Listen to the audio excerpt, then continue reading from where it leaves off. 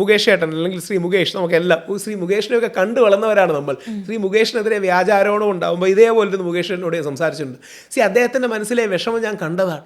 ഒരു ബേസും ഇല്ലാതെ വ്യാജാരോപണമാണ്. ഒരാൾ വിളിച്ച് പറയുന്നു, നിങ്ങൾ 10 ലക്ഷം 1 ലക്ഷം നമ്പർ പറഞ്ഞുപോയി, എനിക്ക് നിങ്ങൾ 10 ലക്ഷം രൂപ തരണം, ഇല്ലെങ്കിൽ നിങ്ങൾക്കെതിരെ ഞാൻ ഒരു ആരോപണം ഉന്നയിക്കും. എന്തൊരു ഗതികേടാണ്. നമുക്ക് അങ്ങനെ ഒരു കോൾ കിട്ടുന്നു എന്ന് ആലോചിച്ച് നോക്കി. ഒരാൾ എന്നെ ഫോൺ വിളിച്ചിട്ട് പറയണം, രാഹുൽ ഈശ്വർ, ഞാൻ ഇന്നയാളാണ്, എനിക്കൊരു 10 ലക്ഷം രൂപ വേണം, ഇല്ലെങ്കിൽ നിങ്ങൾക്കെതിരെ ഞാൻ ആരോപണം ഉന്നയിക്കും. ഇത് ബ്ലാക്ക് മെയിലിംഗ് അല്ലേ?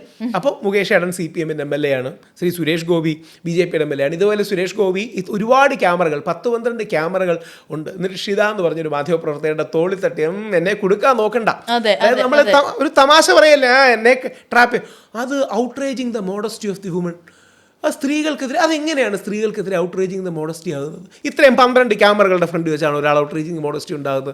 ഒരാൾ തമാശയ്ക്ക് എന്നെ കൊടുക്കാൻ നോക്കണ്ട. അപ്പം ഇത് ആരെയും ട്രാപ്പ് ചെയ്യാനുള്ള സാധനമാണ്. അപ്പം ഇത്തരം കാര്യങ്ങളിൽ നിലപാടെടുത്ത് കക്ഷി രാഷ്ട്രീയത്തിന് അതീതമായി കോൺഗ്രസ് ആണെങ്കിലും BJP ആണെങ്കിലും CPM ആണെങ്കിലും രാഷ്ട്രീയത്തിന് അതീതമായി എടുക്കേണ്ട നിലപാടുകളിൽ സ്വാധീനം ചെലുത്തുന്ന ഒരു ശക്തിയായി നിൽക്കണമെന്നുള്ളതാണ് എൻ്റെ ആഗ്രഹം.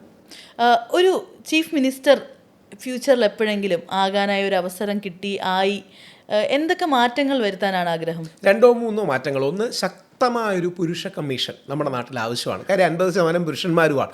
അതുകൊണ്ട് 100% അത്തരം കാര്യങ്ങളിൽ ഒരു കാര്യം കൊണ്ടുവരും. 2, ഓൾറെഡി തന്നെ ഞാൻ യുവജന കമ്മീഷൻ്റെ യൂത്ത് ഡിഫൻസ് ഫോഴ്സിൻ്റെ സ്റ്റേറ്റ് കോർഡിനേറ്റർ ആയിരുന്നു. കേരള ഗവൺമെൻറ്റിൻ്റെ ഒരു ലൈനാണ്, യൂത്ത് കമ്മീഷൻ്റെ ഭാഗമാണ്.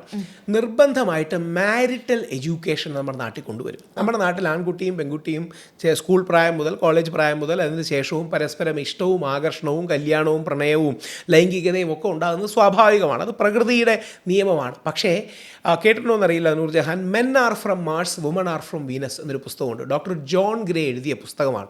റിലേഷൻഷിപ്പിൻ്റെ ബൈബിൾ എന്ന് വിളിക്കുന്ന പുസ്തകമാണ്.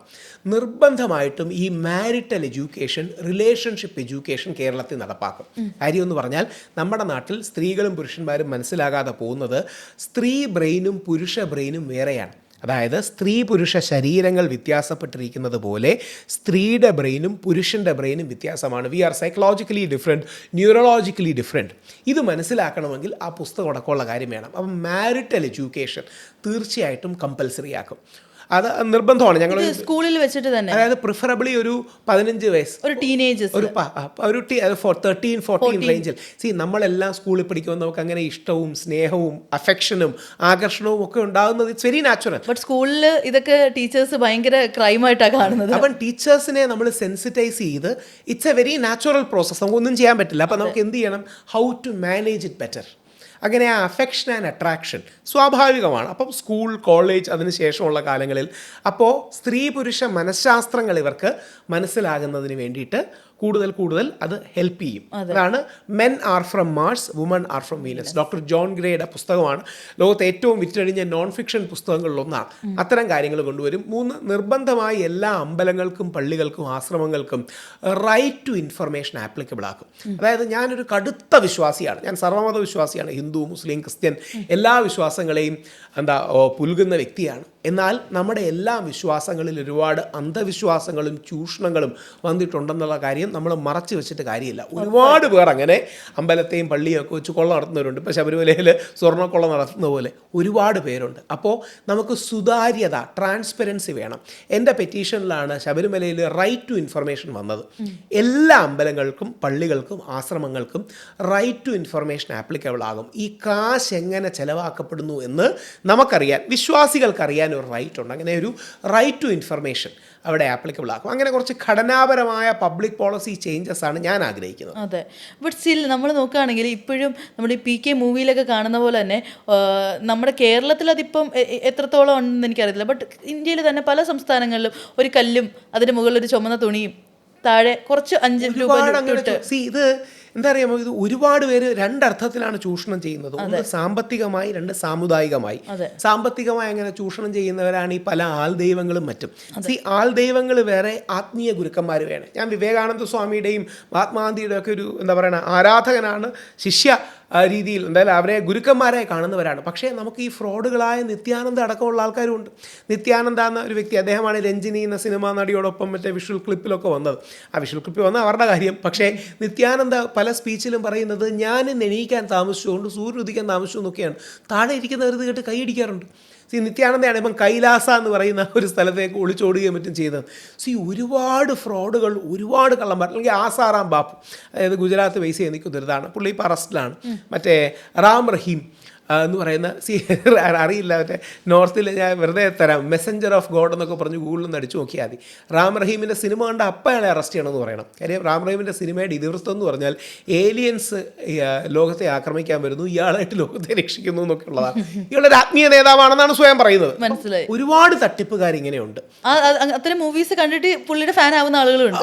അതാണ് അതിൻ്റെ ഏറ്റവും വലിയ അത്തരം മൂവീസ് കണ്ടിട്ട് പുള്ളിയുടെ ഫാൻ ആവുന്നവരുമുണ്ട്. നമ്മൾ സന്തോഷ് പണ്ഡിറ്റിൻ്റെ മൂവി കണ്ടാൽ ചിരിച്ച് കളിച്ച് രസിച്ച് പോകും. സന്തോഷ് പണ്ഡിറ്റ് എനിക്ക് ഇഷ്ടമാണ്, എനിക്ക് വ്യക്തിപരമായിട്ട് അറിയാം, ഞങ്ങൾ മലയാളി ഒരുമിച്ചായിരുന്നു. പക്ഷേ ഇതേപോലുള്ള, അതായത് നമ്മുടെ റാം റഹീമിനെ പോലുള്ള ഗജ ഫ്രോഡുകൾ ഉണ്ട് നമ്മുടെ നാട്ടിൽ നിന്നുള്ളത് ഒരു റിയാലിറ്റിയാണ്.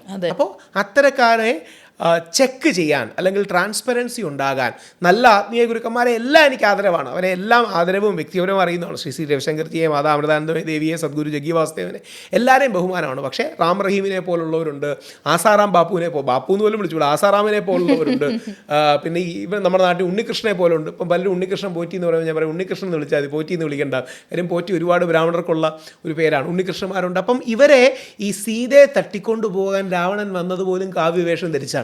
അങ്ങനെ കാവ്യം എടുത്ത ഒരുപാട് കള്ളന്മാരുണ്ട്. ഇത് സാമ്പത്തികമായി ചൂഷണം ചെയ്യുന്നത്. രണ്ട്, ഇതിനെ വർഗീയമായിട്ട് സാമുദായിക സ്പർദ്ധ ഉണ്ടാക്കാൻ ഒരുപാട് ആൾക്കാർ ശ്രമിക്കാറുണ്ട്. അങ്ങനെയാണ് ഈ കാണുന്ന എല്ലാ പള്ളിയുടെയും താഴെ പോയി ശിവലിംഗം ഉണ്ടെന്ന് പറയുന്ന ഒരുപാട് ആൾക്കാരുള്ളത്. നിങ്ങൾ സിനിമ കൂടെ ആയതുകൊണ്ട് പരേഷ് റാവൽ വലിയ നടനാണ്, എനിക്കിഷ്ടമാണ്. പരേഷ് റാവലിൻ്റെ പുതിയൊരു സിനിമയുണ്ട്, താജ്മഹലിൻ്റെ താഴെ അമ്പലമായിരുന്നു എന്ന് പറഞ്ഞു. എന്ത് തരം ഭ്രാന്താണിത്? താജ്മഹൽ ഇന്ത്യയുടെ അഭിമാനമാണ്. ഇന്ത്യക്ക് ലോകത്തിൽ ഉയർത്തി കാണിക്കാൻ കഴിയുന്ന വളരെ കുറച്ച് കാര്യങ്ങളിലൊന്നാണ് താജ്മഹൽ. 7 വണ്ടേഴ്സിൽ നമുക്ക് താജ്മഹൽ മാത്രമേ ഉള്ളൂ. ആ താജ്മഹലിൻ്റെ ഉള്ളിൽ ശിവലിംഗമാണെന്നൊക്കെ പറയുന്നത് എന്ത് തരം ഭ്രാന്താണ് നമ്മുടെ ചില ആൾക്കാർക്കെന്നുള്ളതാണ്. അപ്പോൾ ഇതൊരു പ്രൊപ്പഗാൻഡയാണ്. ഞാൻ യൂട്യൂബിൽ കണ്ടിട്ടുണ്ടായിരുന്നു ഇത് മനഃപൂർവ്വം ഇവിടെ ഒരു കലാപം ഉണ്ടാക്കാൻ വേണ്ടിയിട്ട് ഹിന്ദുത്വ തീവ്രവാദികൾ, അവർ ഹിന്ദുക്കളല്ല, ഹിന്ദുത്വ തീവ്രവാദികളാണെന്ന് പറയുന്നത്. ഇവർക്ക് ഹിന്ദുക്കളോട് യാതൊരു മമതയില്ല. ഇത് ബോധപൂർവം ഒരു പ്രശ്നം ഉണ്ടാക്കാൻ വേണ്ടി പറയുന്നതാണ്. അതായത് മൂവി റിലീസ് ചെയ്യുമ്പം കുറച്ച് കോൺട്രവേഴ്സി ഉണ്ടെങ്കിൽ നല്ലതാണ്. കാര്യം ഐബോൾസ് ഗ്രാബ് ചെയ്യും, തർക്കം ഉണ്ടാകും. അത് ആ മൂവിക്ക് ആത്യന്തികമായി പോസിറ്റീവായിട്ട് ഗുണം ചെയ്യും. അറിയാമല്ലോ, നമ്മുടെ പല മൂവീസും അങ്ങനെ കോൺട്രവേഴ്സി കാരണം കിക്കപ്പ് ചെയ്തിട്ടുണ്ട്. ഇത് അതേപോലെ ഉണ്ടാക്കാൻ വേണ്ടി താജ്മഹലിൻ്റെ മകുടത്തിൻ്റെ ഉള്ളിലൂടെ ശിവൻ വരുന്നു. ഇത് പരമശിവനെ അപമാനിക്കുന്നതാണ്, താജ്മഹലിനെ അപമാനിക്കുന്നത്. ഇത് തേജോ മഹാലയാണെന്നൊക്കെ പറയുന്നത് ഉളുപ്പില്ലാത്ത കള്ളങ്ങളാണ്. അങ്ങനെ അതൊരു ഏതെങ്കിലും ഒരു ഫ്രിഞ്ച് ആൾ പറഞ്ഞാൽ കുഴപ്പമില്ല. പരേഷ് റാവൽ അറിയപ്പെടുന്നൊരു നടനാണ്, മുൻ MP ആയിരുന്നു അദ്ദേഹം. എനിക്ക് തോന്നുന്നു അഹമ്മദാബാദിലെ BJP MP ആയിരുന്നു. അപ്പോൾ അദ്ദേഹത്തെ പോലുള്ളവരൊന്നും അങ്ങനെയുള്ളതിന് തലവെച്ച് കൊടുക്കരുത്. അതൊക്കെ ഒരു ചീപ്പ് പ്രൊപ്പഗാൻഡയാണ്, അത് വളരെ വൾഗറായ പ്രൊപ്പഗാൻഡയാണ്. അപ്പോൾ അതിനുവേണ്ടി നമ്മൾ വെച്ച് കൊടുക്കരുത് എന്നുള്ളതാണ് എൻ്റെ സത്യം.